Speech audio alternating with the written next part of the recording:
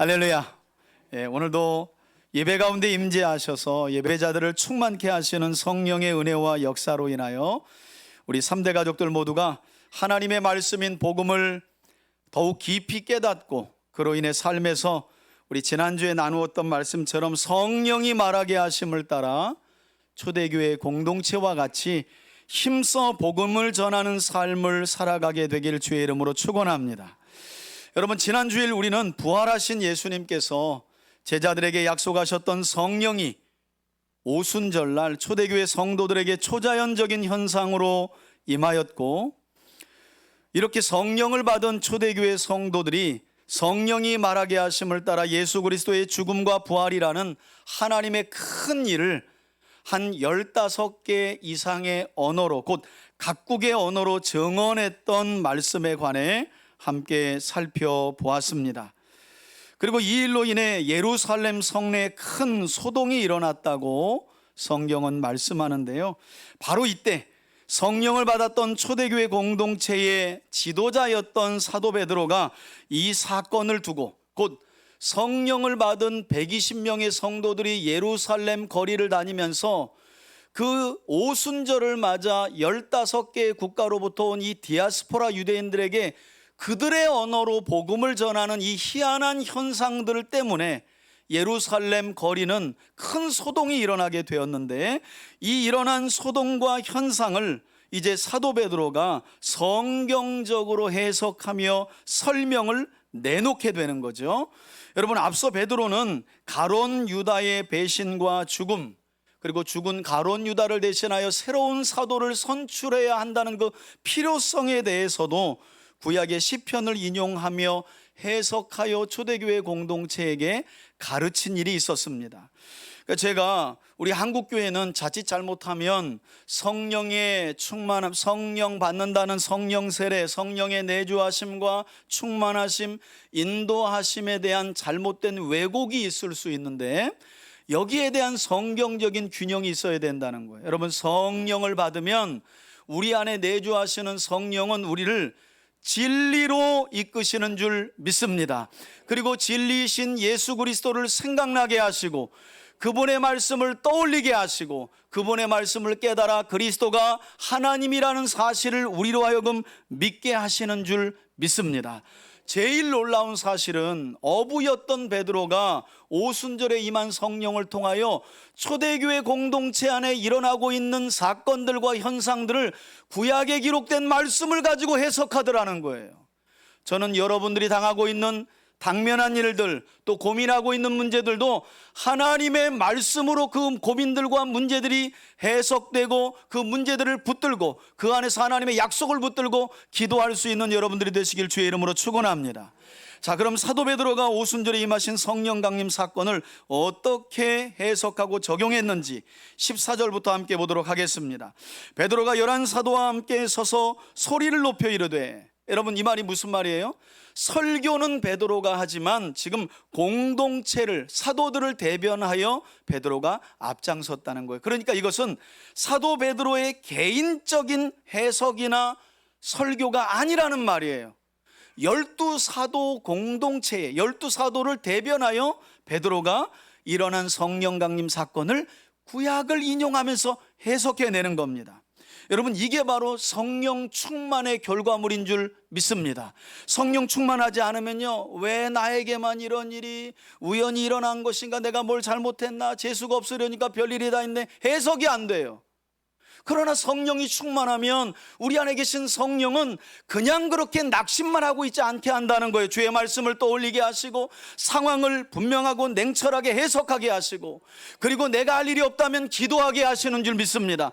때로는 기도할 때 하나님이 필요한 사람을 우리에게 보내주시는 줄 믿습니다. 이게 성령의 충만함과 내주하심과 인도하심을 받는 성도들의 삶이에요. 지금 베드로가 그래서 앞장서 설명하는 거예요. 유대인들과 예루살렘에 사는 모든 사람들아, 그 다음에 하는 말이 이 일을 이렇게 말하죠. 곧 성령을 받은 성도들이 예루살렘 거리로 뛰어나와서 성령의 말하게 하심을 따라 각국의 언어로 하나님의 큰 일에 대해 증언하는 이 일을 너희들은 지금 저 무슨 현상이야? 아니 주로 갈릴리 사람들이 다 저 촌 갈릴리 사람들인데 저들이 어떻게 세계 저 많은 언어들을 다양하게 언어들을 구사하면서 예수 그리스도의 죽으심과 부활을 증언한단 말인가? 스페니쉬도 하고 영어도 하고 불어도 하고 온갖 말로 복음을 전하는 이 귀한 현상을 보고 소동이 일어났는데 그걸 내가 설명해 줄 테니까 내 말에 귀를 기울여 보라는 거예요. 사도 베드로의 개인적인 해석이 아니에요. 이제 성경을 인용하기 시작합니다. 그래서 내 말에 귀를 기울이라. 15절에 보니까 때가 몇 시라고요? 3시. 여러분 유대인들은 크게 3시, 6시, 9시 이렇게 나눠요. 우리 시간에서 6시간을 빼면 돼요. 다시 말하면 3시라는 건 유대인들에게 오전 9시입니다. 여러분 앞서 오순절에 임한 성령 강림 사건을 많은 사람들이 어떻게 해석했어요? 저것들 술 취했구나. 새술이라는 말은 센 술을 먹었다는 거예요. 소맥을 말아먹었다는 거예요. 센 술을 먹어가지고 그랬다는구나. 그런데 베드로가 이렇게 설명합니다. 지금이 9시다. 오늘 오순절 날인데 9시다. 9시부터 술에 취할 리가 있겠냐? 말이 안 된다는 거죠. 더욱이나 여러분 오순절 절기는 6일 동안 지키는데 절기의 6일은 모든 날이 안식일이에요. 유대인들은 안식일에는 오전 10시가 넘어야 식사를 합니다. 그러니까 여러분 식사하기도 전에 벌써 이렇게 취했다 그러면 그분은 빨리 병원으로 모시고 가야 될 분 아니에요. 반주도 밥을 먹으면서 하는 거지. 아침을 먹기도 전에 벌써 저렇게 취할 리가 없다는 거예요, 베드로가. 그러니 이 일은 너희가 생각하고 조롱하는 것처럼 술 취해서 벌어진 일이 아니라는 것을 아주 말끔하게 해소시키는 거죠. 그러면서 말합니다. 너희 생각과 같이 이 많은 사람들이 120명이나 되는 사람들이 아침부터 새술에 취한 것이 아니라는 거예요. 술에 술 마시고 취하해서 저렇게 하는 거 할 리가 만무하다. 그리고 16절을 보십시오. 이제 드디어 성경을 인용하죠. 이러한 현상들은 곧 선지자 요엘을 통하여 말씀하신 것이니 거기 일러스되. 그러면서 하는 말이 여러분 하나님께서 선지자 요엘을 통해 하신 말씀이지만 사도 베드로는 요엘의 예언을 누가 선포한 말씀이라고 17절에 이야기해요? 하나님이 말씀하시기를. 여러분 저는 우리 3대 가족들이 성경이 66권이잖아요. 시작에 모세오경이 있죠. 모세오경은 모세가 창출 내민신 모세가 기록했다는 거예요. 성경의 맨 마지막은 요한일서 1, 2, 3서 그리고 요한계시록입니다. 사도 요한이 기록해요. 성경은 약 1500년 동안 40명의 기자들이 성령을 받아 성령의 조명 가운데 하나님의 말씀을 기록한 줄 믿습니다. 그래서 사람이 기록한 이 글을 왜 우리가 하나님의 말씀으로 믿어야 되느냐? 성령이 성경 기자들을 조명하고 인도하여 기록한 말씀이기 때문인 줄 믿습니다. 아유 이거는 모세가 기록하고. 그러니까 여러분 그래서 자유주의 신학이 위험한 거잖아요. 다 사람이 한 거라는 거예요. 다 사람이. 그래서 이렇게 분석하고 저렇게 쪼개고 봤더니 하나님이 하신 일은 아무것도 없어요. 오병이어 사건도 어떻게 해석하는 줄 아세요? 어린아이가 5개의 떡과 2마리의 물고기를 내놓아서 우리 주님이 그것을 가지고 5,000명이나 되는 사람들에게 축사하시고 나눠주셨잖아요. 그런데 이 자유주의 신학자들 성경을 과학적으로 해석한다고는 이런 사람들은 어떻게 하냐면 어린아이가 내놓으니까 나머지 어른들도 부끄러워가지고 다 내놨다는 거예요. 그리고 자기들이 먹었다는 거죠, 도시락을. 그걸 가지고 성경이 적당하게 이렇게 꾸며가지고 예수님이 축사하시고 나눠준 것처럼 기록하고 있다. 그러니까 뭐 올라가면 하나님이 창조주일 리도 없는 거죠. 이성으로 논리로 해석이 안 되면 성경을 전혀 믿지를 않는 거예요. 저는 오늘 요엘의 예언을 하나님이 말씀하시기를, 여러분 오늘도 이 설교 시간은 하나님께서 저와 여러분들에게 말씀하는 시간인 줄 믿습니다. 여러분들의 매일의 삶 속에서 성경을 읽고 듣고 배울 때 이게 모세의 말이구나 베드로의 말이구나. 제가 지난주에 총회에 참석을 했는데 흔히 하시는 말씀을 제가 설교 시간이니까 하나라도 배워야지 하고 귀를 쫑긋 세우는데 제가 한 가지 제 마음에 딱 와닿는 게 있었어요. 그게 뭐냐면 제가 이제 성경을 연구하고 여러분들에게 가르칠 때 주로 많이 제가 성경을 연구하고 나서는 사도 요한이 이렇게 말씀하기를, 사도 베드로가 바울이 고린도서에 보면 이렇게 얘기합니다. 유다가 유다서 1장 몇 절에 보면 이렇게 얘기합니다. 이렇게 많이 하죠. 아, 표현을 바꿔야 되겠구나. 이 성경은 하나님의 말씀인데, 바울이 기록한 말씀이라도 그것도 하나님의 말씀, 모세가 기록한 말씀이라도 그건 하나님의 말씀, 여호수아도 하나님의 말씀, 이사야도 이사야가 기록했지만 하나님의 말씀인 거예요. 아, 표현을 좀 바꿔야 되겠구나. 이 사람이 기록했고 저 사람이 기록했으니까 나는 알고 말하지만 성도들은 성경은 전부 사람이 기록한 거구나, 이렇게 이해할 수 있겠구나, 그런 생각이 들어요. 그러면서 우리 총회장님이 하시는 말씀이, 여러분, 성경은 다 66권이 하나님의 말씀이요. 그래서 목사들은 설교할 때 하나님의 말씀입니다라고 설교해야 된다는 거예요. 그 말씀이 제 마음에 그렇게 와닿았어요. 오늘 베드로가 그래요. 요엘의 예언이지만 하나님이 말씀하시기를. 이렇게 베드로는 오순절 성령 강림 사건을 그때로부터 약 830년 전에 활동했던 요엘 선지자의 예언 성취로 해석하면서 실제로 요엘서 2장 28절에서 32절을 언급하죠. 내용을 볼까요? 뭐라고 요엘서를 인용합니까? 말세에. 여러분, 본래 요엘서를 가보면 요엘은 2장 28절에 이렇게 예언을 해요. 그 후에, 이렇게 시작합니다. 근데 베드로가 말을 바꿨어요. 분명히 요엘은 그 후에 내가 내 영을 모든 육체에게 부어주리니, 이렇게 시작했는데 베드로는 그 후에라는 말을 뭘로요? 말세라는 거예요. 여러분, 이게 아주 중요한 말입니다. 무슨 말인가 하면, 오순절의 성령 강림 사건은 하나님의 영이 모든 육체에게 부어줘서 하나님의 구원을 시작한 사건이기도 하지만 동시에 뭐가 시작됐다는 거예요? 말세가 시작된 사건이라는 거예요. 여러분, 하나님의 구원과 심판은 항상 동시에 일어납니다. 종말은 그저 오는 게 아니에요. 종말과 구원은 함께 이루어지는 거예요. 하나님이 우리를 구원하시기 위해 오시니까 심판이 이루어지는 거고요, 하나님이 악한 세상을 심판하시기 때문에 우리 그리스도인들의 구원이 완성되는 줄 믿습니다. 이것이 함께 이루어진다는 거예요. 좀 더 읽어볼게요. 내가 내 영을 모든 육체가 중요합니다. 부어주리니 너희의 자녀들은 예언할 것이요 너희의 젊은이들은 환상을 보고 너희의 늙은이들은 꿈을 꾸리라. 그때 내가 내 영을 내 남종과 여종에게 부어주리니 그들이 뭐 할 거라고요? 예언할 것이요. 여러분, 실제로 이 말씀을 따라 성령을 받은 초대교회 성도들이 예루살렘 거리로 쏟아져 나와가지고 120명이 하나님의 큰 일을 예언하지 않았습니까? 그것도 하나 우리가 헷갈리면 안 되죠. 성경에 나오는 예언을 다 앞날을 때려 맞히는 거, 여러분, 이건 거짓 선지자들이나 무당이나 하는 짓입니다. 예언이라는 말은 맡을 예자의 말씀 원자예요. 받은 말씀을 전하는 거예요. 성경에 나오는 예언을 무속인들이 앞날을 맞추는 것과 비슷하게 생각하시면 안 됩니다. 여러분, 구약 성경의 선지자들은 단 한 번도 느낌과 감정과 개인적인 어떤 것을 가지고 누군가에게 앞날을 때려 맞힌 적이 없어요.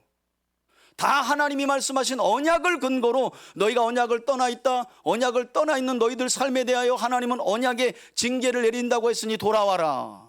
너희가 언약을 따라 잘 살고 있으니 언약을 따라 하나님이 잘 살 때 주실 복이 임할 것이다. 다 하나님의 말씀을 가지고 예언한 거예요.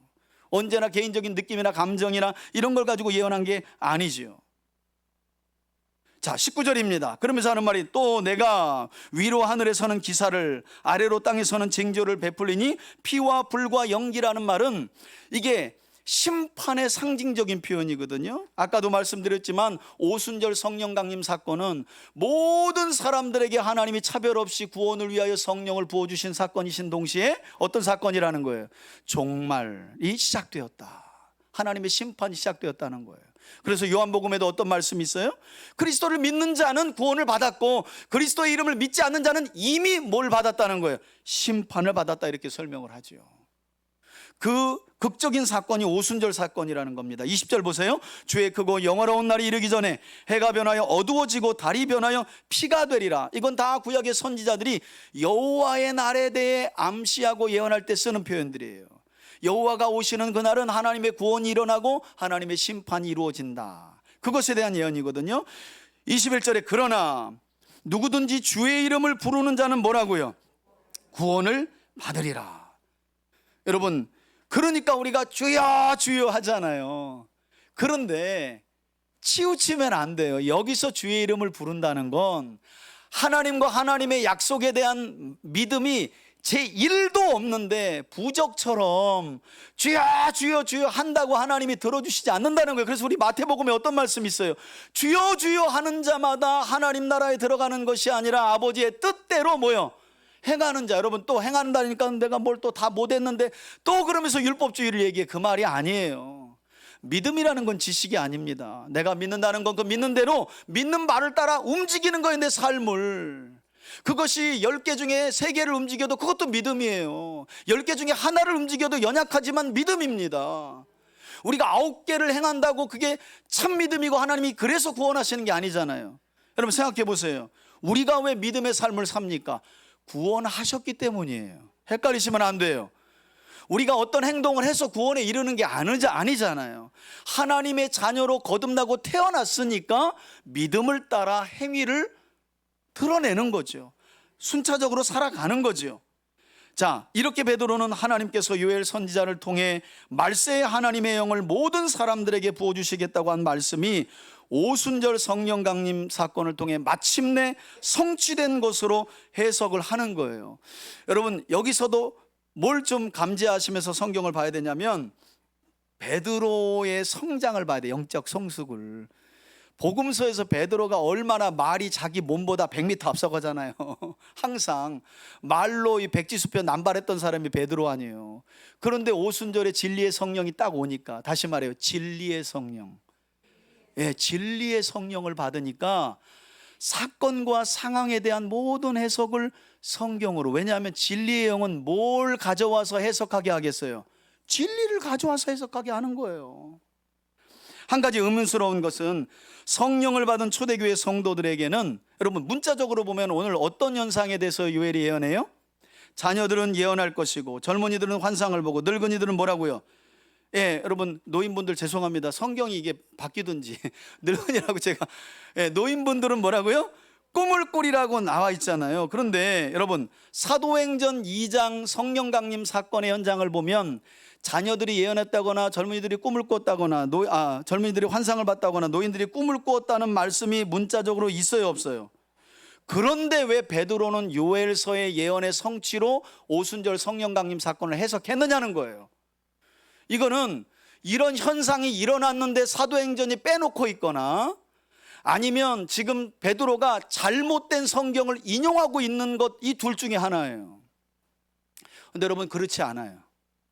지금 베드로가 성경을 잘못 인용하는 게 아니라는 거예요. 이것은 구약시대에 하나님께서 하나님의 뜻을 계시하셨던 방편을 생각해 보면 금방 쉽게 풀리는데, 무슨 말인가 하면 하나님께서는 구약시대에, 다시 말하면 성경이 기록되어 사람들의 손에 들려지지 않을 때에는 어떻게 하나님의 뜻을 이 세상에 드러내셨느냐, 한번 따라해 볼까요? 꿈, 예언, 환상, 이 세 가지는 하나님이 구약시대의 특별한 상황 속에서 특별한 사람들을 통해서 하나님의 뜻을 보여주셨던 하나의 방편이에요, 방편. 그런데 지금 사도 베드로는 이제 예수 그리스도의 부활과 승천 이후에는 오순절 성령 강림 사건으로 인해 성령을 받은 모든 사람들로 하여금 하나님의 계시를 알게 하셨다는 거예요.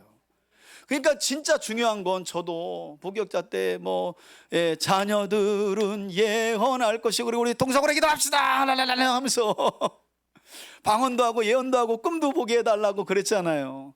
그러니까 여러분 성경 잘못 해석하면 죽을 때까지 꿈 하다가, 죽을 때까지 예언하다가, 죽을 때까지 환상 하다가 죽는 거예요.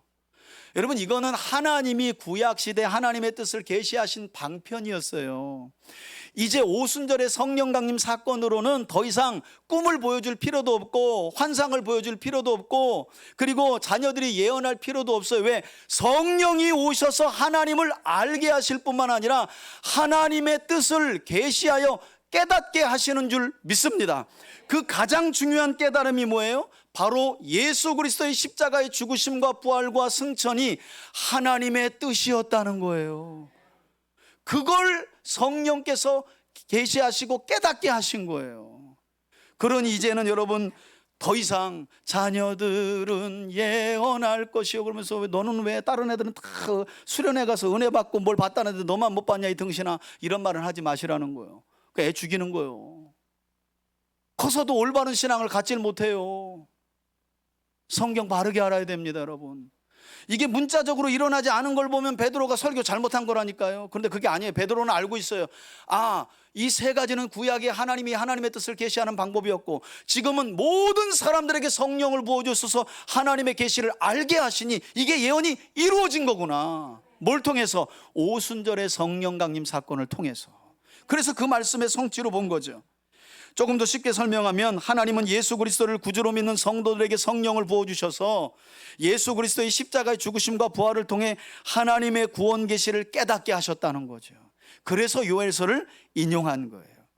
그리고 동시에 이것은 성령을 통해, 여러분 보세요, 모든 사람들에게, 어린아이, 청년, 노인의 구별도 없어요. 남종과 여종의 구별도 없지요. 새로운 시대의 도래를 이야기하는 거예요. 여러분, 성령이 충만한 교회 공동체는 차별이 없는 줄 믿습니다. 교회 공동체 나와가지고도 가방끈 이야기하고, 여기 나와서도 세상에서 직급 이야기하고, 여기 나와가지고도 뭐 지식 자랑하고 돈 자랑하고, 이런 차별이 없어야 된단 말이에요. 오순절 초대교회 성령의 공동체는 이렇게 차별이 없는 공동체였어요. 그래서 여러분, 기독교 초기에 우리 한국교회사 역사를 보면, 한 양반집에서 그 집의 종이 먼저 교회를 다니기 시작해요. 그런데 이 충청도에 있는 일인데 제가 정확하게 기억이 안 나는데, 실제로 가면 유적지가 있습니다. 어떤 일이 있었냐면, 그 집에, 이게 이제 양반 조선 말기 때 일입니다. 이 신분의 저기가 있었던 시대인데, 종이 먼저 예수를 믿은 거예요. 그리고 나중에 양반 주인이 믿어요. 근데 믿음이 종이 훨씬 더 나. 그럼 어떻게 되냐면, 이 종이 나중에 장로를 받아요. 주인이 어떻게 했을까요? 여러분, 깍듯하게 대해줍니다. 보통 같으면 안 그러잖아요. 사장님과 그 회사 직원이 같은 교회를 다녀요. 그러면 교회에서도 뭐예요? 사장님, 김 차장 이러지 않아요? 오늘날 그러잖아요. 그런데 우리 선배들은 그렇게 하지 않았다니까요. 내가 주인이고 내 집에 상놈이어도 그 상놈이 믿음이 있고 장로님이라면 깍듯하게 장로 예우를 해줬어요. 더 놀라운 건 그 장로님을 신학교까지 보내줬네, 뒷바라지 다 해줬네, 그리고 목사로 만들었어요. 이게 아주 유명한 일합니다, 여러분. 그리고 그 교회에 나중에 그 주인 양반이 장로님이 돼. 할렐루야. 여러분, 성령 충만한 교회 공동체는 이렇게 차별이 없는 거예요. 저는 우리 3대 교회가 이처럼 모든 차별을 허무는 성령 안에서의 참된 교회 공동체로 세워지길 축원합니다. 지역주의도 없어져야 돼. 우리 교회는 뭐 그런 얘기 안 해서 좋아. 뭐 어디요? 전라도요? 경상도요? 뭐 이런 얘기 안 해서. 성경 안에서는 없어요. 성령 안에서는 없어요. 우리 안에 부어주시고 우리 안에 내주하시는 성령님이 차별하지 않기 때문에 우리도 차별하는 공동체를 만들어서는 안 되는 줄 믿습니다. 그리고 나서 22절을 보세요. 베드로가 어떤 말을 이어갑니까? 이스라엘 사람들아, 이 말을 들으라. 너희도 직접 보고 아는 바와 같이, 그 다음부터는 하나님이 하셨다는 말을 강조합니다. 하나님께서 나사렛 예수로 메시아로서의 권능과 기사와 큰 표적을 너희 가운데 베푸사 너희 앞에서 그를 증언하셨느니라. 그가 곧 그리스도가 하나님께서 정하신 뜻과 미리 하신 대로 자기 자신을 어디에서 십자가에 내어준 바 되었거늘. 그런데 너희 유대인들은 법 없는 자들, 누구예요? 구체적으로는 로마 총독, 로마인이었던 총독 빌라도죠. 법 없는 자들의 손을 빌려 메시아이신 예수, 하나님께서 정하신 뜻을 따라 이 땅에 보낸 구세주이신 예수를 어떻게 해요? 십자가에 못 박아 죽였다. 그러나 24절, 하나님께서 그 예수를 사망의 고통에서 풀어 다시 살리셨으니 이는 예수가 사망에 매여 있을 수 없음이라. 여러분, 베드로의 연설에 따르면 이것이 예수 그리스도의 죽음과 부활이 바로 하나님께서 정하신 뜻이었다는 거예요. 이걸 받아들이지 못한 유대인들이 6월절 어린 양 되신 예수님을 6월절에 어떻게 한 거예요? 골고다 언덕에서 못 박아 죽인 거죠. 이 뜻을, 여러분, 지금도 이 뜻을 받아들이지 못해서 믿음의 공동체로 나오지 못하는 사람들이 많아요. 얼마나 가련하고 불쌍한 사람들인지 몰라요. 뿐만 아니라 베드로는 하나님께서 정하신 바를 따라 이루어진 예수 그리스도의 십자가의 죽음과 부활을 또 다른 성경인 이제 요엘서에 이어서 시편을 가져와서 또 연관지어서 해석합니다. 여러분, 복음서를 보면 예수님께서 예루살렘으로 예수님의 공생의 말년에 예루살렘으로 올라가야 한다는 말씀과 함께 무려 3번이나 내가 이제 예루살렘에 올라가면 유대 지도자들이 나를 학대하고 박해한 뒤에 나를 십자가에 죽일 것이고 나는 3일 만에 그러나 부활할 것이다 라는 말씀을 3번이나 하십니다. 공관복음에 보면 이 기록이 3번이나 나와요. 그런데 그때마다 제자들이 뭔 말인지 믿지 못하고 알아듣지 못했다는 거예요. 심지어 베드로는 뭐라 그래요? 마태복음 16장에 보면 주는 그리스도시요 살아계신 하나님의 아들이십니다라고 고백해놓고 그래 이제 때가 됐구나, 나 예루살렘에 올라가서 이제 하나님의 정하신 뜻을 이룰게 했더니 뭐라 그래요? 멱살을 탁 잡고 뒤지긴 어디서 뒤지냐고. 내가 지금 아버지도 어머니도 가정의 모든 걸 버리고 당신을 따랐는데 당신이 죽으면 내가 뭐가 되느냐고. 내가 당신을 통해 이룰 내 꿈이 있는데. 여러분 혹시 그렇게 예수님 따르지 않아요? 예수님 멱살 잡고 이리 따라오세요, 저리 따라주세요, 이건 이렇게 해주세요, 저건 저렇게 해주세요. 누가 예수인 거예요? 예. 여러분 성령 받기 전에 제자들이 그랬다니까요. 이렇게 항변했던 베드로였어요. 그런데 이런 베드로가 오순절에 임하신 진리의 영 성령을 받고 하나님의 계시를 깨닫고 나서는 그리스도의 죽음과 부활이 하나님의 뜻이었다는 사실을 확신하며 이처럼 구약의 말씀을 인용해 적용하면서 사람들에게 설명해 주기, 이렇게 설교를 했다는 거죠. 여러분 저는 이것이 바로 이 자리에 있는 우리 모두가 성령을 받아야 하는 근본적인 이유라고 믿고 우리가 매일의 삶 속에 성령의 충만함을 간구해야 할 참된 이유와 목적이어야 하는 줄 믿습니다. 성령 받아서 뭐 하려고요? 자꾸 신비한 거 경험하려고요? 그건 하나님이 주권적으로 주시는 거예요. 여러분 내가 뭘 달라고 하나님이 주시는 게 아니에요. 하나님이 어떤 경험이나 체험들은 하나님의 주권하에 주세요. 저도 신대원 다닐 때 방학이면 한 달 동안 방에서 나오지 않고 성경을 읽어요. 그때 되면 참 신기한 경험을 많이 했어요. 정말로. 어떨 때는 큰 구름의 원통을 제가 슈퍼맨 옷도 안 입었는데 막 날라요. 그러면서 제가 말해요. 성령님 이게 성령 충만한 겁니까? 참 여러분 그 하늘을 나는 기분이 얼마나 꿀맛 같은지. 그리고 잠에서 깰 때쯤에 제 정수리로, 지금도 제가 이게 지금 30년 전 일인데 기억하는 거예요. 제 정수리로 뭔가 스물스물 들어가는데 제가 이렇게 말해요. 잠을 깨면서 이게 좀 성령 받는 건가요? 이렇게 말해요. 그리고 나서 목사 안수 받고 나서는 그런 게 없어졌어. 그래서 약간 믿음이 조금 떨어지고 그러면 하나님 그 구름 한 번만. 돌아보니까 하나님이 야 이거 들떨어진 목사를 이거 어떻게 해야 되나, 얘가 아직도 구름 찾고 있네, 얘가 아직도 거기 날아가는 거 그런 체험 원하네. 너는 지금 말씀을 연구하고 읽고 듣고 진리를 먹고 세상을 날아다녀야지 왜 있지도 않은 허공을 날아다니냐면서 성령님이 얼마나 근심하셨을까. 근데 힘들 때마다 그랬다니까요. 하나님 그거 한 번만 더 그거 하나만 더, 많이도 아니고 하나만. 그럼 뭔가 또 하나님 계시는구나 하고 또 뭔가 일할 것 같아. 여러분 그렇지 않아요. 여러분 하나님 이스라엘을 역사하시는 걸 보세요. 만나를 내려주시는 것은, 만나는 하늘에서 하나님께서 자기 백성 이스라엘에게 그냥 내려주신 신비한 양식이거든요. 그 만나가 언제 끝나요? 가나안 땅에 입성하니까 딱 끝나요. 여러분 약속의 땅에 딱 도착해서는 거기에서의 새로운 패러다임의 삶이 있는 거예요. 이제는 진리의 말씀을 따라 사는 삶이 남은 거예요. 언제까지 기적이나 표적을 보고 따라갑니까 하나님을.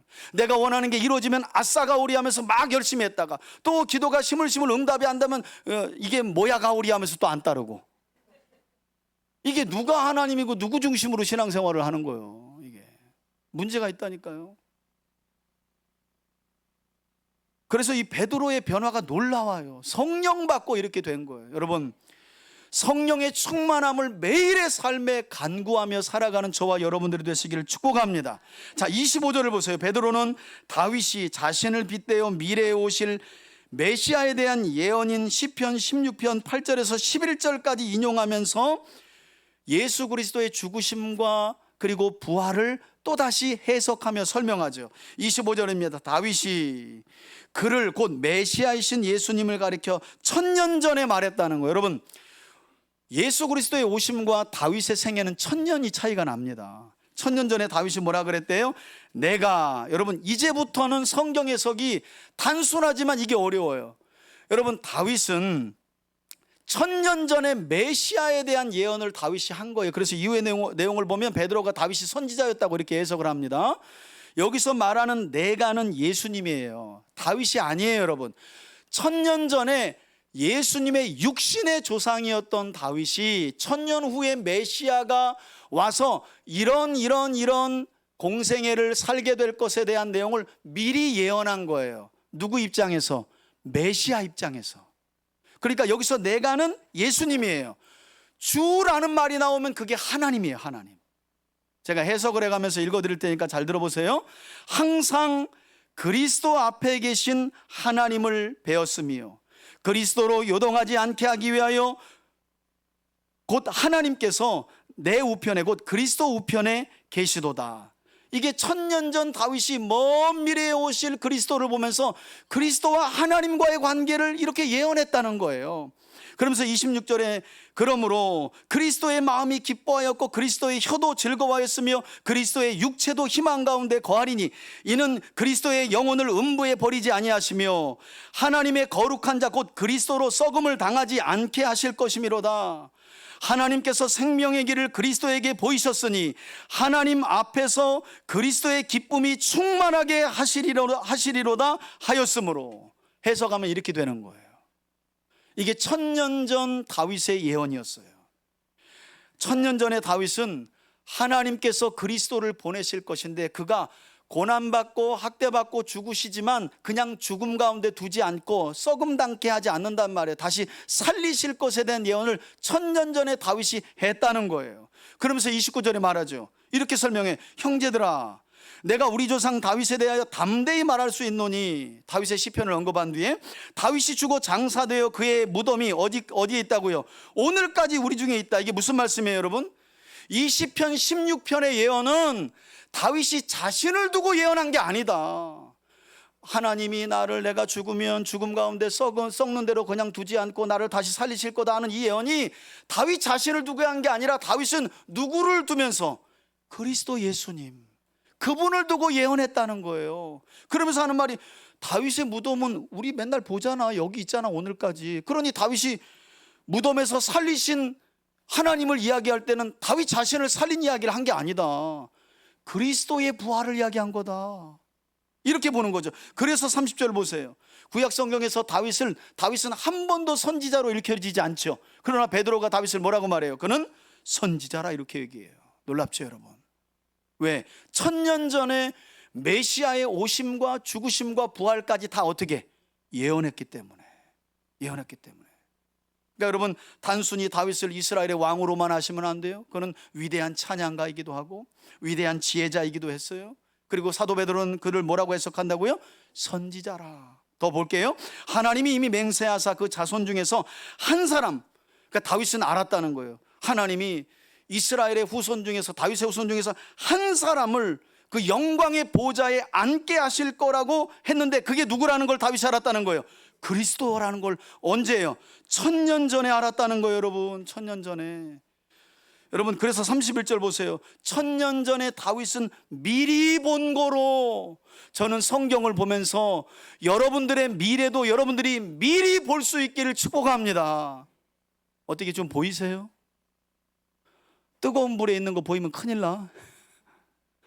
여러분, 약속의 말씀을 믿고 우리가 천국의 삶에 들어서는 거고 천국의 삶을 사는 겁니다. 우리 삶이라는 건 우리 뜻대로 되어지지 않잖아요. 예수를 믿고 성령 충만함을 받아도 어떤 날은 지옥 같은 삶이 있어요. 그런데 왜 그날 우리가 흔히 세상 사람들이 말하는 것처럼 그냥 죽어버리지, 왜 그렇게 안 해요? 우리는 환경에 매여 사는 사람들이 아니라 약속에 매여 사는 사람들이기 때문인 줄 믿습니다. 우리가 궁극적으로 거할 것은 영원한 하나님의 나라, 영생을 주신 그분과 함께하는 것이기 때문에 우리가 어려운 현실 속에서도 고난을 딛고 이겨내며 살아가는 것인 줄 믿습니다. 그래서 말씀이 중요한 거예요. 오순절에 성령을 받은 베드로가 눈이 확 열린 거예요. 그냥 베드로만 열렸어요? 예수님보다 천년 전에 살았던 다윗이 그리스도의 죽음도 받고 부활도 다 봤대잖아요. 저는 성경을 보면서 여러분들이 그리스도를 볼 수 있기를 바라고 하나님을 볼 수 있기를 바라고 그 안에 있는 여러분들의 미래를 희망적으로 볼 수 있기를 축복합니다. 여러분, 절망 가운데 있지 마세요. 하나님 살아계신데 다윗처럼 좀 미리 보세요. 미리 1000년 전에 미리 봤다는 거예요. 하나님 말씀을 보면 이렇게 되는 거예요. 그러니까 아이들에게 성경 가르치기를 게을리하면 안 돼요. 성경을 봐야 1000년을 보는 거예요, 여러분. 성경을 보는 아이들이 10년을 보고 100년을 보고 1000년을 보며 사는 겁니다. 우리는 어디를 봐요? 영원을 보고 사는 거예요. 할렐루야. 영원을 보고 살잖아요. 이게 얼마나 놀라운 지혜의 책이에요. 학원만 보낼 게 아니야. 저한테 5만 원만 좀 내가 가해야 할 생각이 있으니까 저희 집으로 보내세요. 애들을 주일학교로 좀 목마르다 그러면 제가 싸게 모실 테니까. 성경 가회가 좀 있었으면 좋겠어. 뭐 기독교인 천만이라는 얘기 어디 가서 창피하죠. 그러면서 다 유명하고 돈 많은 학원은 보내면서 성경 과외는 없잖아요. 저도 23년 목회하면서 목사님 우리 애 좀 어떻게 과외 좀 시켜주세요. 한 번도 안 그런 말을 들어본 일이 없어요. 왜 그럴까요? 둘 중에 하나죠. 애가 워낙 성경이 탁월한 거야. 성경을 잘 알아. 그러니까 믿음이 더 이상 집어넣을 게 없어. 그렇든지 아예 난 모르겠다. 너는 너 인생 나는 내 인생 이렇게 사는 거지 뭐. 전자 아니면 후자 아니겠어요? 고민해야 된다니까요. 자, 미리 봤습니다. 그리고 그리스도의 부활을 말한 거예요.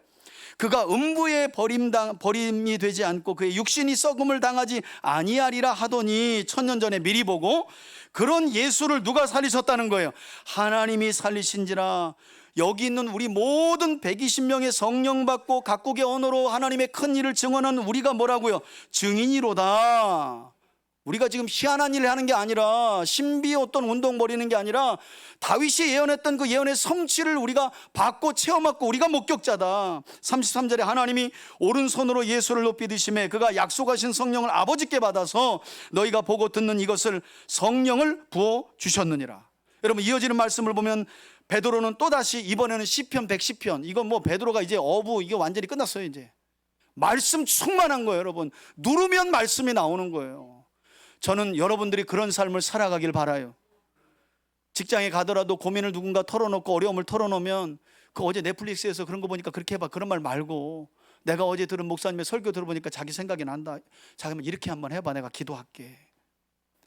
그게 성령 받은 성도들의 삶이라니까요. 베드로가 무조건 말씀에 그냥 말씀을 적용하는 거예요. 말씀을.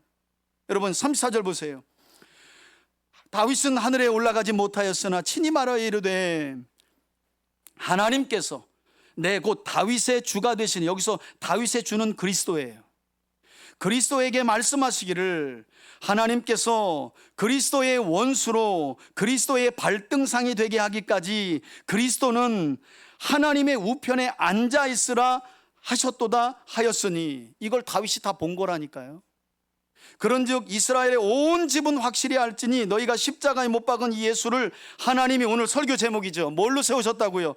주와 그리스도가 되게 하셨느니라. 아멘. 아멘. 여러분 이게 복음의 핵심이죠. 예수 그리스도가 주와 그리스도, 예수가 주와 그리스도가 되신다는 거예요. 참 하나님이 되심. 이게 바로 복음의 핵심 아니에요. 요즘에 화요일에서 금요일까지 아침 예배 요한복음 보고 있는데 참 놀라워요. 제가 많은 신학을 하고 또 공부도 했잖아요. 그래도 말씀을 통해 삼위일체 하나님이 더욱 깊이 알아지는 이 은혜가 얼마나 감사한지 몰라요.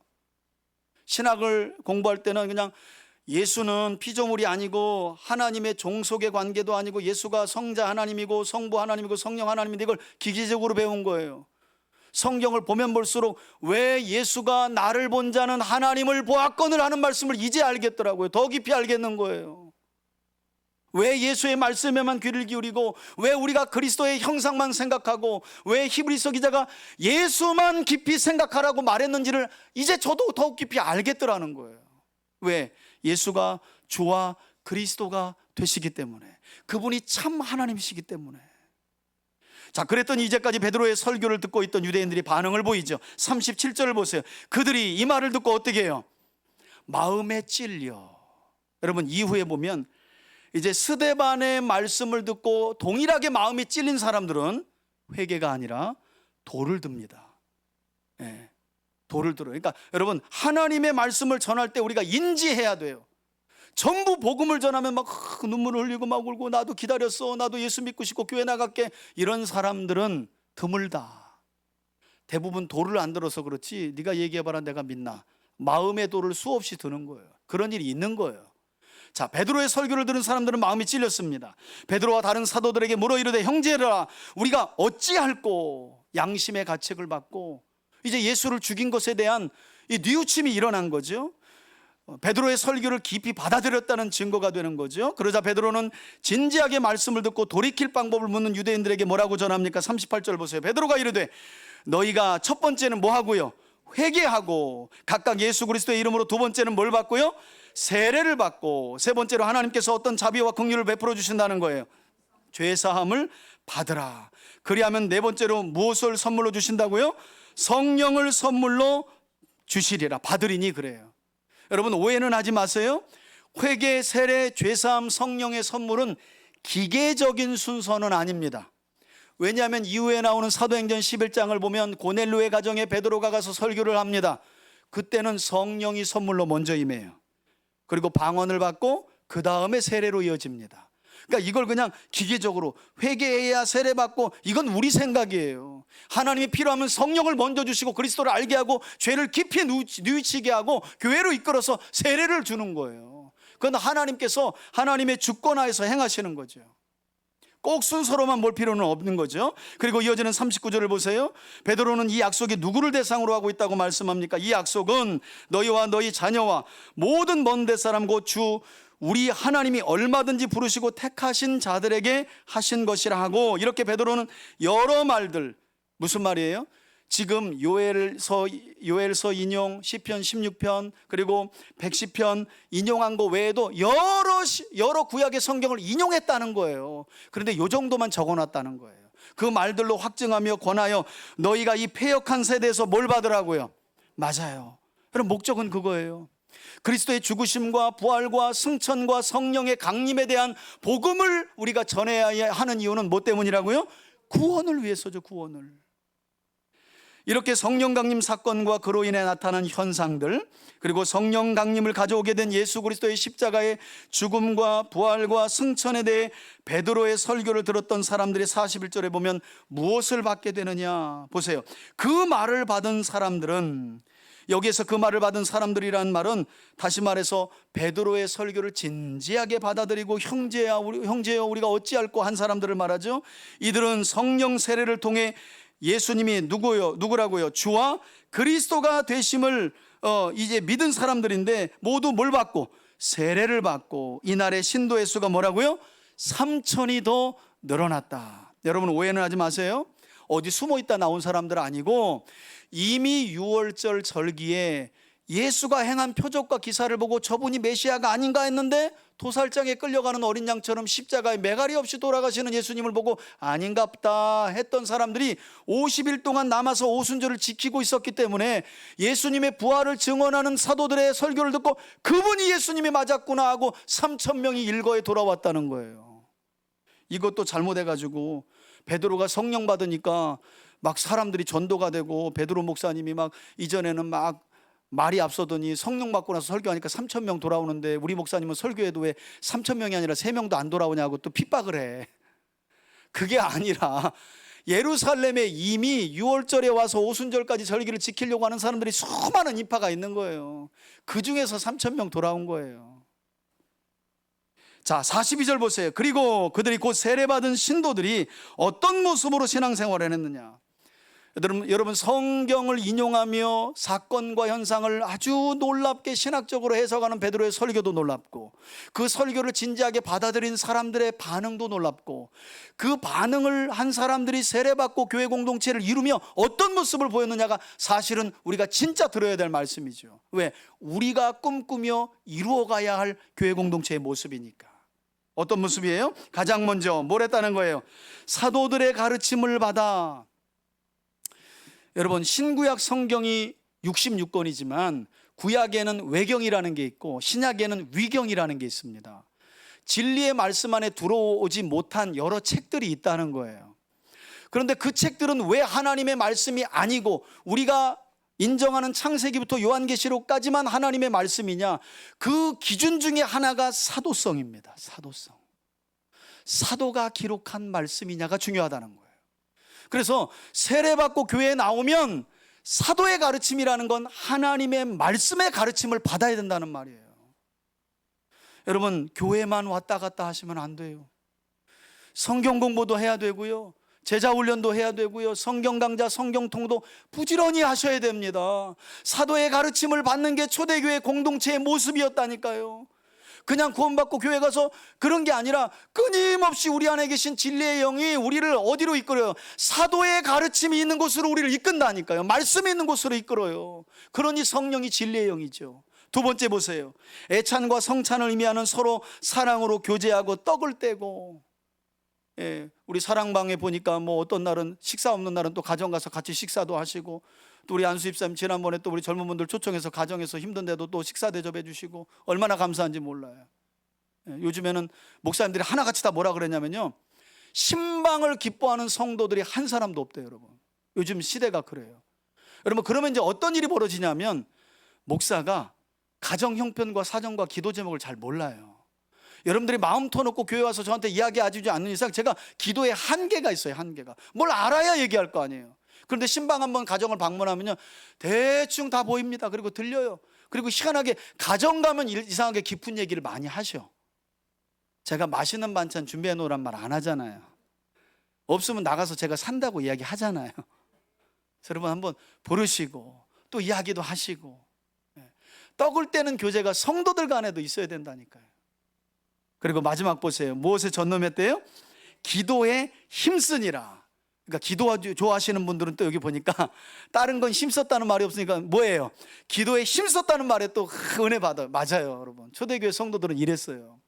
성경의 가르침을 항상 따랐고, 음식을 먹고 애찬하면서 성찬하면서 사랑의 교제 나눴고, 그 다음에 기도에 힘썼다. 그런데 여러분, 있어요. 여기 중요한 게 있어요. 뭐가 있냐면, 우리 성경은 이 힘썼다는 말을 맨 뒤에다가 놔서 기도를 힘썼다라고 바치잖아요. 원어를 보면 힘썼다가 맨 앞에 있어요. 이게 문법적으로 어떻게 되냐면, 사도의 가르침을 받는 일에도 힘썼고, 애찬과 성찬을 통해 성도들이 교제하며 떡을 떼는 일에도 힘썼고, 그리고 마지막 기도에도 힘썼던 거예요. 이게 원어에 나와요. 초대교회 성도는 기도에만 힘쓴 게 아니에요. 이렇게 아주 균형 있게 성경과 사랑 안에서의 교제와 애찬과 성찬, 그리고 기도하는 일에 힘썼다는 거죠. 그리고 43절을 보면 이렇게 세워진 초대교회의 모습이 가장 이상적인 모습이 설명되죠. 사람마다 두려워하는데 사도들을 말미암아 기사와 표적이 많이 나타나니, 이건 여러분, 우리가 기적 공동체를 그러므로 꿈꿔야 된다는 말이 아닙니다. 하나님께서 사도들을 친히 자신의 종으로 세우셨다는 증거들을 드러냈다는 말이에요.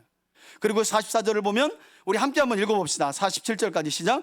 믿는 사람이 다 함께 있어 모든 물건을 어떻게 서로 동용하고, 또 재산과 소유를 팔아 각 사람의 필요를 따라 나눠주며 날마다 마음을 같이하여 성전에 모이기를 힘쓰고, 집에서 떡을 떼며 기쁨과 순전한 마음으로 음식을 먹고 하나님을 찬미하며 또 온 백성에게 칭송을 받으니, 그리고 났더니 하나님이 자연스럽게 몰두해 주셨다. 주께서 구원받는 사람들을 날마다 더하게 하신 줄 믿습니다. 여러분, 이거 서울에 있는 교회에서 이 말씀 읽으라 그러면 45절에서 소리가 확 주는데, 재산과 소유를 팔아. 근데 우리는 크게 하는 거 보니까 뭐 팔 것도 없어, 내다 놓을 것도 없고, 그래서 얼마나 행복한지 몰라. 그러니까 여기 핵심에 보면 여러분, 나누었다는 게 중요해요. 여러분, 성령 받으면 움켜쥐지 않아요. 나눠요. 나누는 거예요. 작은 것도 나누고 큰 것도 나누고 함께 먹고 마시고. 그래서 제가 항상 우리 사랑방 섬김이들 얘기할 때 그런 얘기 하거든요. 일이 작다고 그러면 안 된다. 제가 다 모아놓고 교육하는 거거든요. 작은 일도 다 오라고 해라. 작은 일일 때는 뭐 하냐면 음식을 하나 먹어라. 그리고 그렇게 하고 함께 그 일을 하십시오. 이렇게 얘기를 해요. 그럼 이게 되게 중요한 겁니다. 일이 작다고 몇 사람만 부르고 그러면 안 돼요. 교회는 일하는 공동체가 아니에요. 사역도 중요하지만 함께 먹고 마시고 사랑을 나누고 교제가 중요한 거예요. 여러분 믿으시죠? 그러니까 뭐 어떤 일을 하는데 아유 뭐 이거는 뭐 사랑방 섬기기면 알아서 다 하겠지, 한 두 사람만 가면 내가 요번 주는 빠져도 되겠지. 여러분, 교회는 일이 우선이 아닙니다. 교제가 우선입니다. 없으시면 저한테 전화하세요. 제가 짜장면 시켜드릴게. 뭘 먹어야 되는데 없으시면. 이런 이상적인 모습을 보였다는 거예요. 여러분, 놀라운 사실은 이 44절부터 47절까지가 문법을 보면 미완료 시제로 기록됐다는 거죠. 미완료 시제란 이런 거예요. 이런 일이 오순절에 성령 받고 한 번 있었던 게 아니라 계속되었다. 할렐루야. 계속되었다는 거예요. 여러분, 성령의 충만한 역사를 어떤 신비한 현상이나 그런 것에만 마음을 두지 맙시다. 이 44절에서 47절까지 있었던 일이 계속되는 공동체가 성령 충만한 공동체예요. 성령의 인도하심을 받는 공동체인 줄 믿습니다. 그럴 때 하나님이 사람은 뭐 해주시는 거예요? 더해 주시는 거예요. 바라기는 오늘 본문의 말씀과 같이 우리 3대 교회가 오순절에 성령을 받은 이 초대교회 공동체와 같이 항상 사도들의 가르침인 주의 말씀을 배우고 따르는 일에 힘쓰고, 또 보이는 말씀인 성찬과 예찬을 통해 사랑의 교제를 나누는 일에 힘쓰고, 또 항상 기도하는 일에 힘써서 복음의 충만한 역사가 다양하게 드러나길 바라고, 그로 인해 주님께서 구원받는 성도들을 저와 여러분들을 통해 날마다 우리 교회에 더하시고, 목적은 단순한 부흥과 성장이 아니라 하나님 나라의 확장, 그리고 그 안에서 복되고 형통한 삶을 살아가는 저와 여러분들이 되시길 예수님의 이름으로 축복합니다. 우리 함께 한번 기도하겠습니다. 우리 결단의 기도, 이어서 제가 목회 기도 드리도록 하겠습니다. 여러분, 성령 받은 베드로의 모습을 보십시오. 한때는 예수님의 멱살을 잡고 하나님이 정하신 뜻을 이루시겠다고 골고다로 올라가는 예수님의 멱살을 잡았던 이가 베드로 아니었습니까? 그러나 그가 그의 소원을 내려놓고 성령 받은 후에 하나님이 정하신 뜻을 말씀 안에서 깨닫고 그리스도의 죽으심과 부활과 승천을 신앙으로 받아들이는 수준을 넘어 그것을 전하는 삶으로 나아가지 않습니까? 그 전한 복음을 들었던 사람들의 반응을 보십시오. 회개하고 그리스도를 영접하며 그러자 성령을 선물로 받았다는 거예요. 그리고 나서 성령 받은 성도들의 공동체는 사랑이 충만했습니다. 나눔이 충만했습니다. 섬김이 충만했습니다. 하나님, 우리 3대 교회 공동체가 이와 같이 성령 충만한 공동체가 되게 해달라고, 우리 가정이 그런 가정이 되게 해달라고 우리 주여 한번 부르면서 간절히 한번 기도하겠습니다. 주여, 할렐루야. 살아계신 아버지 하나님, 감사합니다.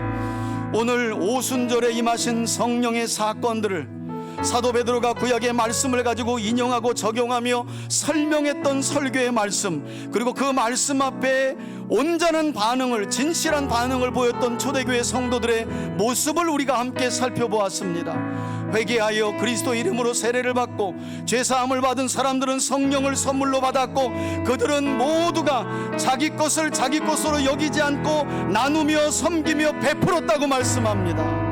사도의 가르침을 받는 일에 힘썼고, 그리고 나누고 사랑하는 일에 힘썼고, 기도에 힘썼다고 말씀합니다. 늘 모이기를 힘썼다고 말합니다. 주님, 우리 3대 교회가 이와 같은 공동체로 세워지게 하여 주옵소서. 주님, 은혜 더하여 주시옵소서. 주님, 성령으로 충만하고 내주하시는 성령님의 인도하심으로 충만한 우리 교회가 되게 하여 주옵소서. 하나님 아버지, 예수 그리스도가 주와 그리스도가 되신다는 이 진리는 우리 안에 와 계신 성령이 아니고서는 받아들일 수도 없고 믿을 수도 없고 따를 수도 없는 줄 압니다. 예수가 그리스도와 주가 되심을 믿게 하신 하나님을 찬양합니다. 성령을 우리 안에 부어주신 하나님을 찬양합니다. 이제 우리가 힘써야 할 일은 성령 받은 사람들의 공동체에 나타난 모습을 우리 삶과 교회 공동체 안에 열매로 맺어야 할 줄 믿습니다. 성경을 힘써 배우게 하옵소서. 사랑의 교제를 힘써 이루게 하옵소서. 힘써 기도하게 하여 주옵소서. 날마다 모이기를 힘써 하나님 나라를 확장해 나갈 때 하나님이 구원받을 영혼들을 날마다 더하실 줄 믿습니다. 그런 교회 공동체로 세워지게 하여 주옵소서. 축복하며 예수 그리스도의 이름으로 기도합니다. 아멘. 이어서 봉헌 기도 하나님 앞에 드리도록 하겠습니다. 저희 교회는 감사헌금에 안에서 제목을 아뢰입니다. 사업장 신방감사 예배 감사합니다. 류조식 집사님 가정에서 드렸습니다. 선하신 하나님의 손길 감사합니다. 전대웅 안수 집사님 가정에서 드렸습니다. 우리 구찬효 형제님 범사에 감사함을 드렸습니다. 서진모 성도님 범사에 감사함을 드렸습니다. 생일 감사헌금 김인순 권사님 드리셨습니다. 하나님께서 지켜주시고 인도하신 삶의 은혜 날마다 감사합니다. 우리 김혜리 청년 드렸습니다. 하나님께서 주시는 사랑과 은혜에 감사드립니다. 건강함으로 영광 돌리게 하옵소서. 김재풍 집사님 가정에서 드렸습니다. 우리 강단 꽃꽂이 헌금으로 류시아 우리 어린이 하나님 앞에 드렸습니다. 하나님 아버지 감사합니다. 오늘도 예수가 주와 그리스도가 되심을 믿고 성령의 충만함과 충만한 삶의 열매를 기대하게 하신 하나님을 찬양합니다. 사랑하는 성도들을 믿음을 담아 하나님 앞에 귀한 예물을 드리오니 받으시고 하나님께서 하늘의 신령한 은혜와 땅의 기름진 복으로 우리 성도들의 가정과 직장과 기업 위에 더하여 주시옵소서. 먼저 일상 속에 하나님이 베푸신 은혜들을 교회 공동체와 함께 기억하고 기념하며 감사하는 손길들을 기억하여 주시고 하는 일에 형통함을 주시고 남다른 지혜를 더하여 주셔서 하나님께서 주시는 풍성한 은혜를 누리며 살아갈 수 있도록 역사하여 주옵소서. 주정과 선교와 구제의 예물을 구별하여 드립니다. 복음을 위한 귀한 예물이오니 받으시고 복음으로 말미암은 은혜와 복이 성도들의 가정에 차고 넘치게 하여 주옵소서. 건축과 소원과 11조의 예물을 믿음을 담아 드리오니 하나님이 받으시고 하나님 물질의 주인이 하나님이심을 고백하는 이 귀한 예물 하나님께서 하늘에서 받으시고 우리 성도들의 가정에 복의 복을 더하여 주시고 저들이 계획하는 일이 형통하게 하시고 좋은 사람들을 만나게 하시며 지혜를 주셔서 선한 뜻 안에서 물질의 풍성함도 누리며 하나님 앞에 영광 올려드리게 하여 주옵소서. 축복하며 예수 그리스도의 이름으로 기도합니다. 아멘. 이제는 우리 주 예수 그리스도의 은혜와 하나님 아버지의 사랑과 성령의 교통하심이 성령의 충만함 속에 예수가 주와 그리스도가 되심을 다시 한번 믿고 확신하며 이제는 삶으로 성령의 충만함 속에 예수가 주와 그리스도 되심의 열매를 맺기를 소원하고 결단하며 나아가는 우리 성도들 머리머리 위에 저들의 가정과 기업과 자녀들 위에 한국교회와 이 나라와 이 민족 위에 이제로부터 영원토록 함께 계실지어다. 아멘. 아멘.